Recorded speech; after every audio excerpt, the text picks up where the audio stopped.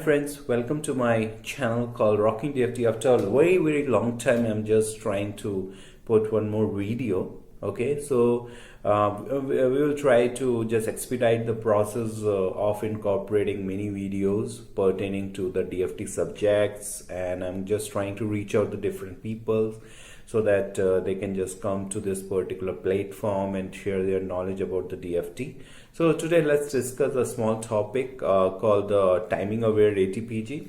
So I'll just give you a brief introduction about that, and then you can share your experiences pertaining to the delay based testing.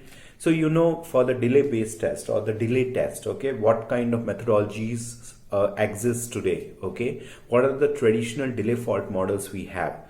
So we have the two traditional delay fault models. One is called the TFT, that is called the transition delay fault testing, and another is called the path delay fault testing. So if I talk about the term called the transition delay fault testing, it's a node based model in which we are trying to target each and every node of the design, and we are going to check whether the delay is high enough so that it's going to exceed the clock cycles of the part what we are going to target. Okay, so in the transition delay fault testings, it can be classified into two main fault models. One is called the LOC or launch of capture methodology, and another is called the launch of shift methodology. In the launch of shift methodology, what we are going to do in the launch of shift methodology, we are going to launch the transitions on the last shift, and then we're going to capture the response since we're going to have one at-speed pulse during the capture. So that is of launch of shift. And then we have another methodology called the launch of capture. So in the launch of capture, we're going to launch the transitions during the capture. There would be two at-speed pulses. The first at-speed pulse is going to launch the transition. The second at-speed pulse is going to capture the responses. Okay, so these are the two main methodologies what we have to target the transition delay fault testing. Similarly, for the path delay test, we are going to check the cumulative delays on a certain path.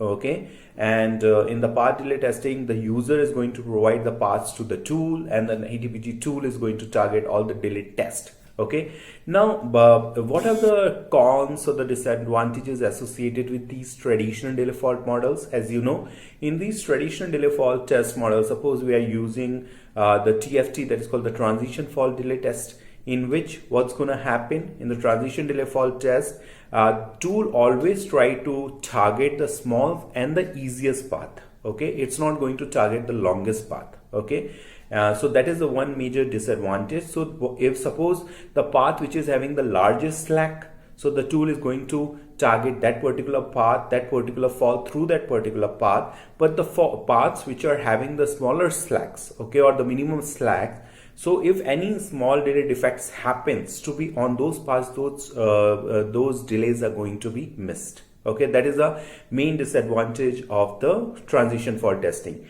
Now we will discuss about the disadvantage associated with the path delay testing. In the path delay testing, though the user is providing the critical paths to the design pertaining to the analysis what he's going to do, and the path delay testing is going to find the small delay defects on the paths. But the problem is the problem is that if the circuit design is going to be very high, at that time it's really difficult, because you would be analyzing only certain paths which the user is going to provide. You are not going to analyzing all the paths in the design.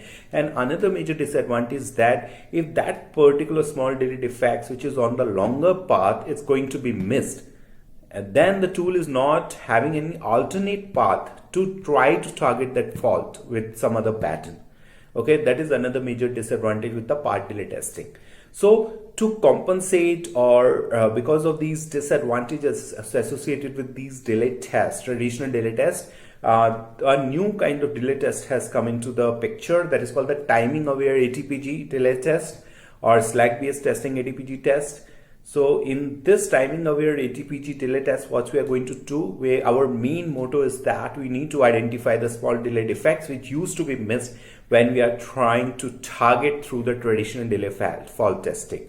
So the SDDs or the small delay defects, we have the timing aware ATPG. In the timing aware ATPG, what the tool is gonna do, we are going to provide the slack, or we're going to provide the SDF to the tool, and the tool will become, the ATPG tool is going to become the timing aware. Okay, in that case it will always identify the slacks of each and every path, and then to compensate the disadvantage associated with the transition fault test, in which the tool always targets the easiest and the shortest paths. Here, since the tool is having the slack information or the timing information, it can easily find out which are the longest paths, and then it's going to target that path, that fault towards that longest path. So in that case, the small delay defects is not going to be missed, and how it's going to help us out to counteract the problem associated with the path delay test, because now the tool is having an alternate path. Suppose the small delay defect is not on the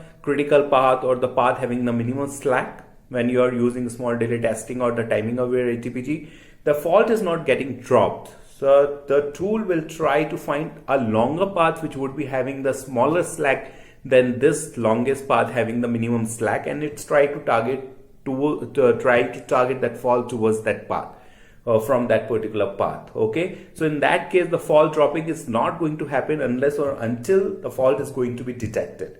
There are certain parameters which are going to be controlled, which are going to control this whole scenario when you are using small delay defects. We are going to discuss about those parameters in the upcoming videos, but I just want to know, have you faced any issues pertaining to the transition fault testing or the path delay fault testing? What kind of issues you have faced? Can you just write in the comment box? And have you ever tried the timing aware ATPG? Did you find any advantages associated with that, or do you think there another methodology is required to target the small delay defects? Just share your experiences with me. Okay, thanks a lot. Sign off from Kshitij, and I'll just come back with a new video on the delay test. Okay, keep the good work. See you. Bye bye.